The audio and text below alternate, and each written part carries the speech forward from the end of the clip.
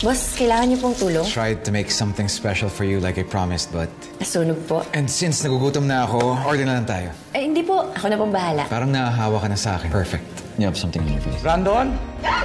Aray ko. Kim, pasensya na nga pala kagabi ha. Hindi ko kasi alam na magkasama kayo ni Brandon. Wala po kayo na istorbo, Sir Philip. I believe you. Sir Philip, may itatanong po sana ako. Bakit po may scar si boss sa paa? So nakita mo na yung mga ankle scars niya? And cut! Ayusin ko lang po yung pants.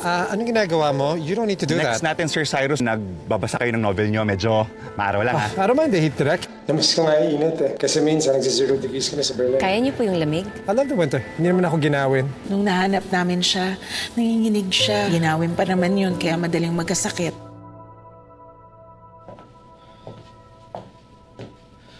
What's taking them so long? Sino? Sina Sec Kim.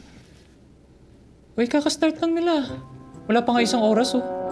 Well, that only means that they're inefficient. Brandon.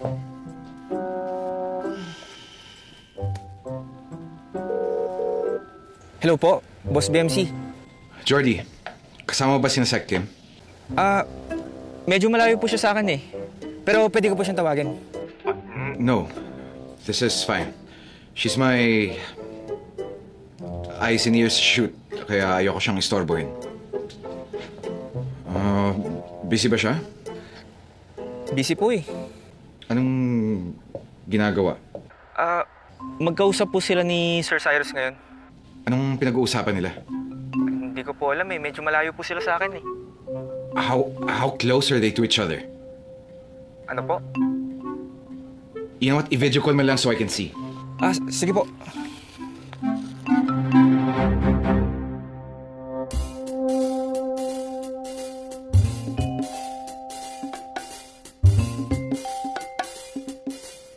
All right.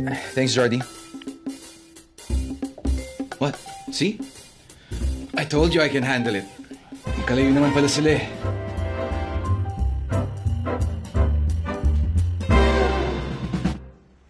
Pasensya ka na sa dinagdag na trabaho, ah. Hindi pinarevise ni Mom. Sana chill lang sana tayo today. Okay lang po yun, Sir Cyrus. Basta ang importante, happy po kayo. Hindi ka ba napapagod? And don't tell me it's just part of the job because that's not true. Not all the time. Eh, ando naman po yung sense of fulfillment ko. Yung inuuna mo yung ibang tao bago ang sarili mong happiness? Hindi naman po kayo ibang tao sa akin, Sir Cyrus. Tinulungan niyo po ako dati, di ba? Kaya kung ano man po yung maitutulong ko sa inyo, gagawin ko po. Okay, everybody, let's go. Palubog na yung araw. Okay po. So, how do you like it here? Maganda nga po dito, Sir Cyrus eh. Paano niyo po pala napili yung ganitong setting para sa libro niyo? This place has witnessed so many things. War, chaos. Despite it all, it survived. It's not perfect anymore.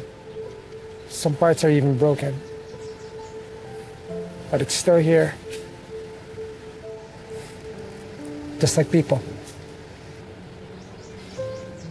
Wala naman po sigurong kahit na anong perfect. Kahit nga po si boss eh. Sometimes I wish I was perfect. Sa ganun, hindi ko masasaktan ang pamilya ko. Or anybody else for that matter. Hindi niyo naman po ako sinaktan. One day I might. Will you be able to forgive me then? Okay, tawagin ko na. Sir Cyrus, ready for take na po. Sige po. Sunod po ako.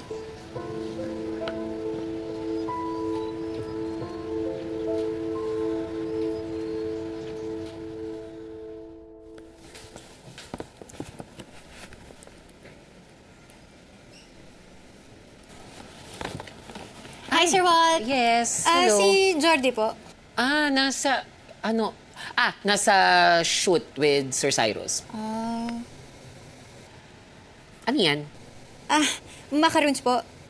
para kay Jordy. Uy, hindi po, Sir Walt. Bakit ko naman bibigyan yun, Sir Walt? Para po to sa inyo. Opo, pa-thank you ko lang po kasi sinama niyo po ako sa team building kahit hindi naman po ako Oh, sweet naman. Eh, bakit yung pangalan ni Jordy? Ipapaabot ko po sana sa kanya para sa inyo kung wala pong tao dito. Okay. O, sige, thank you dito, ha? Thank you. Sige po, you're welcome. Sige. Pa-share na lang po sa iba, Sir Walt. Okay, sige, share ko sa lahat. Pero para sa aming lahat talaga to. Opo, para sa Sure inyo ka po. na? Sure na sure po. Okay, Para sige. sa inyo po talaga. Okay, hindi kay Jordy. Hindi po, May hindi name po. niya eh. Una na po ako, ha? Okay, Sige po. sige. Enjoy. Sarap nito sa kape.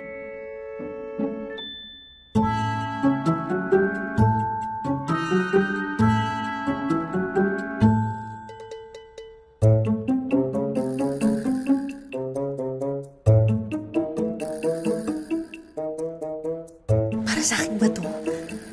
Ang sweet naman ni Baldo. Kailangan ma-post agad. Wait. Selfie.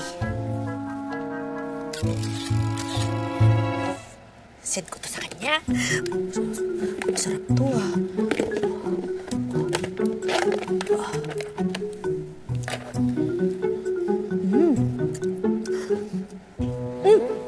Sir, what you like?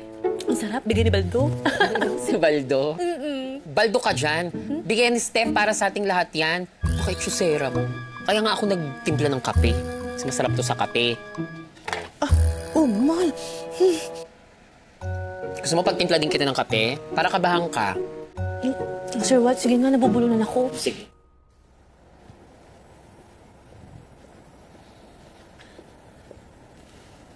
Mom, Donnie, you're here. Oh, napadaan ka. nothing. I just wanted to visit two of my favorite people in the world. Oh, sayang wala si Cyrus. Yeah, sayang. Or is that the reason kaya ka napadaan? Kasi alam mo wala siya. Nasa pala si Dad. He's there somewhere. Hanapin mo na lang siya. Okay, balik ka, Mom. Dad? Dad? Dad?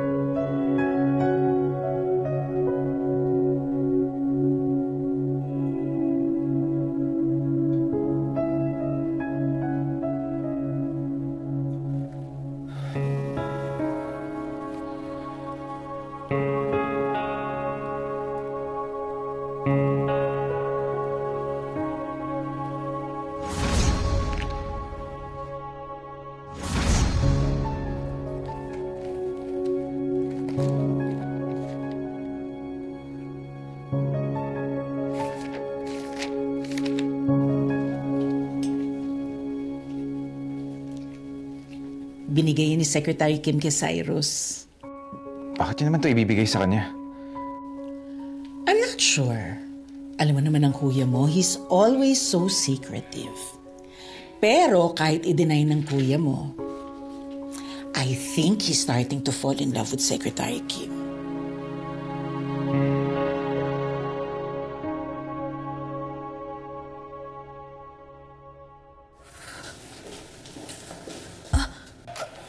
Good morning, Miss Sarah. Natanggap ko yung message ninyo. Kailangan ko lang aminin na hindi ako yung nagpadala ng pagkain. Nakakahiya nga eh. Hindi pala sa'yo galing. Baldo, sorry ha. Huwag kayong mag-sorry.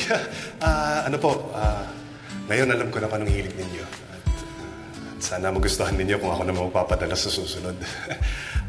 Sige po, mauna na ako. Baka busy pa kayo. Sige po, ma'am.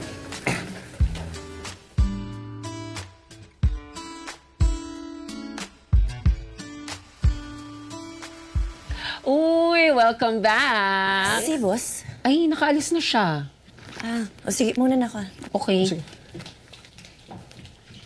O ikaw, siya God? Sobra. O sige, kainin mo muna tong macarons na binigay ni Steph. Alam mo, pinagbiling niya talaga na tirhan ka namin. Sarap. Sarap. Sarap.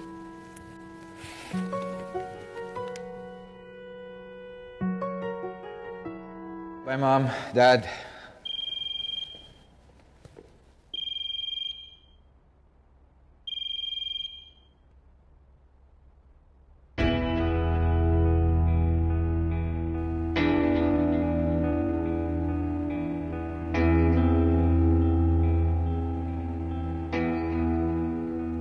You should stop playing with Secretary Kim's feelings.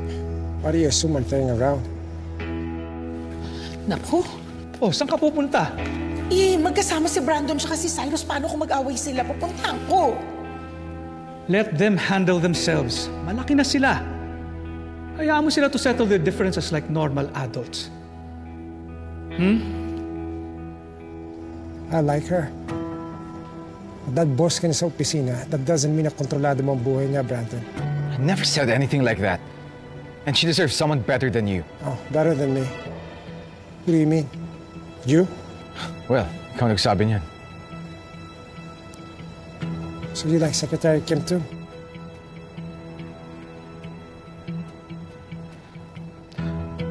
If I say yes, will you leave her alone?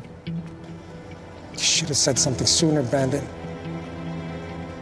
I could have stopped myself from falling for her. Well, it's too late now.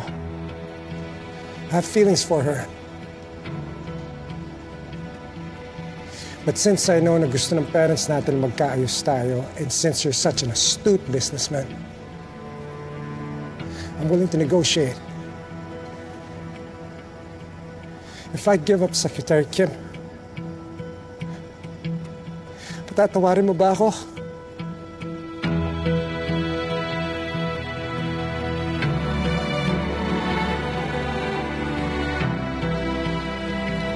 No.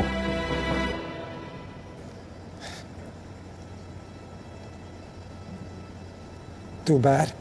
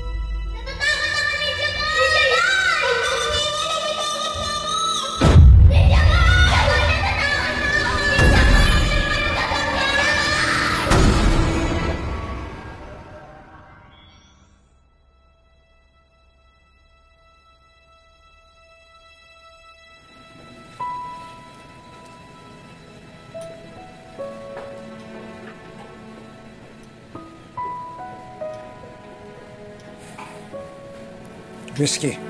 Mead.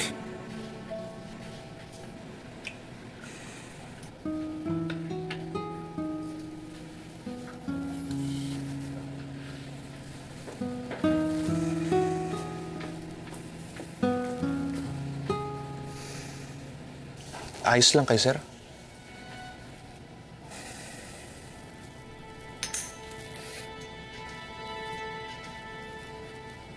You know, when I was still recovering, I used to love to play this game.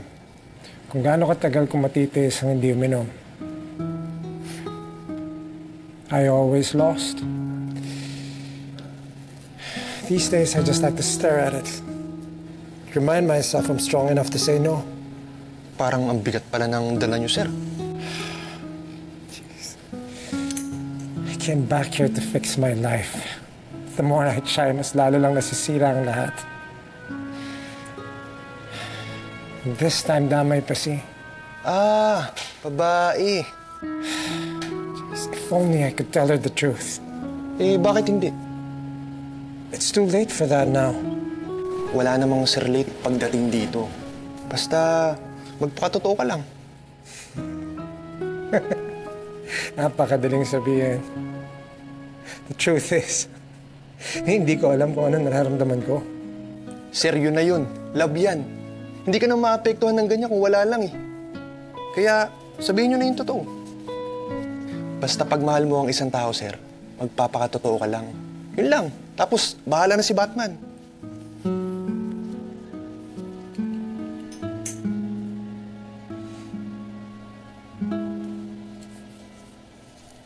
Maybe I will.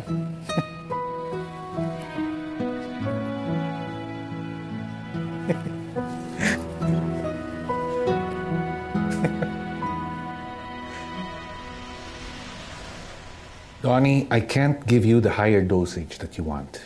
What I'm giving you right now is enough. Is it, Doc? Parang mas lumalakas yung anxiety ko lately. Especially kapag kasama ko si Sec Kim.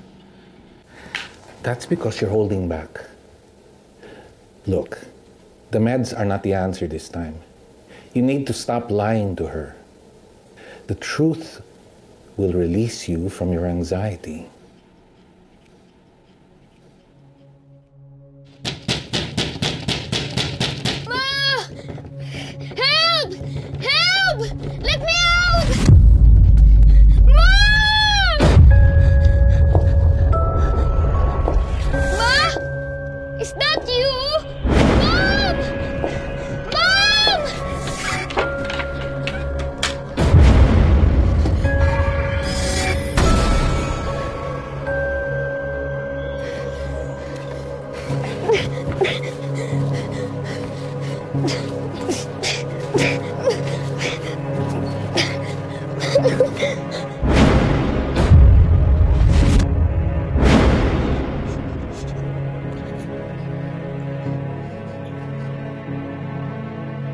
Bakit ka umiiyak, anak?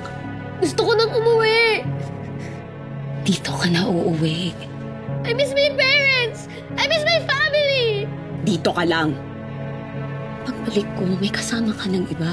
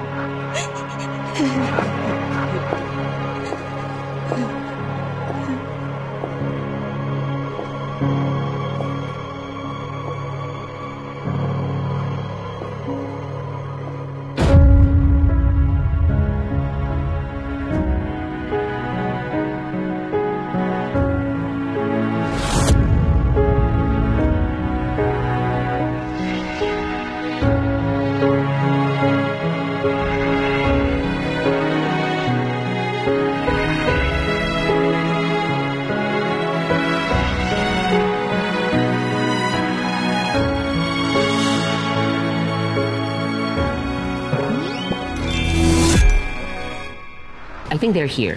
Si boss? No, si Sir Cyrus, and he's looking for you. Ang ganda po. Ang gaan pong basahin. Pag kinakabahan ho kayo, tingin lang po kayo stage right. Nandun po ako para i-cheer kayo. Sandali. I was hoping I could talk to you. May gusto sana akong sabihin sa'yo. You were talking about a girl. Is she real? Buhay na buhay kasi yung pagkakadescribe mo sa kanya. A girlfriend, perhaps? Siya ba yung babaeng kasama mo nung nakidnap ka noon?